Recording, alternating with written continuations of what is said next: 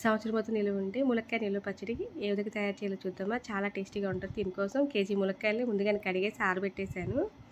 ముక్కలుగా కట్ చేసుకొని half KG నూనె వేడి చేసుకొని చాప్ చేసుకున్న ములక్కాయ ముక్కలు వేసి వేయించుకుందాం.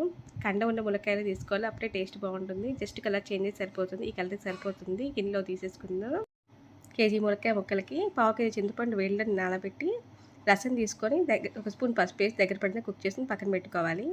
ఇందాక ములక్కాయ ముక్కలు వేయించుకున్నాం కదా, ఆ నూనెలోనే కొంచెం నూనె తీసి పక్కన పెట్టేసుకొని పోపు దినుసులకు సరిపోను నూనె ఉంచుకొని పోపు వేయించుకొని పక్కన పెట్టుకోవాలి. అన్నీ చల్లారిన తర్వాత పచ్చడి కలుపుకోవాలి. 2 గిద్దలు మిక్సీ పట్టుకున్న ఉప్పు, 2 గిద్దల కారం, 3 టీ స్పూన్ల ఆవపిండి, 1 స్పూన్ మెంతిపిండి, కొంచెం చిల్లిపాయలు వేసి మిక్సీ పట్టాను. మొత్తం ఇలా మిక్స్ చేసుకుందాం.